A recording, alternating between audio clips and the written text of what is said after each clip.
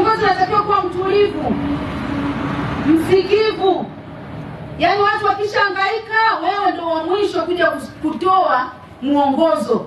Sio wewe unakuwa wa kwanza kugawa watu, kuvuruga watu. Unakuja hapa mpaka unatangaza kwenye mkutano wa hadhara kwamba uweni wanyama na wanauliwa kweli. Punda wanne. Bora hata mngesema sijui mmeua sijui mnyama gani, labda alikuwa amechaji, anataka kuumiza watu. Lakini hata hivyo uruhusiwi, ni kosa. Hata ukikuta simba naye amechaji, ni kosa kumuua. Leo unaua pundamilia, mnyama mpole kabisa. Sasa ukiua pundamilia utashindwa kuhamasisha waue mtu kweli? Punda alikuwa ameiba nini? Pundamilia alikuwa ameiba nini? Kakamata mnyama, pundamilia anakula nyama.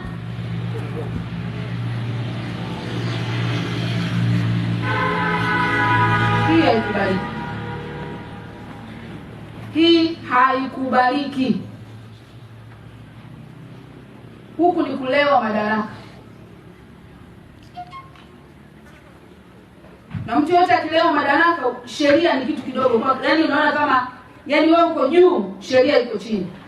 Kuanzia leo mwenyekiti wa vilima vitatu utakaa pembeni ya kiti hicho. Hatuwezi kwenda hivi. Na nitoe rai kwa wote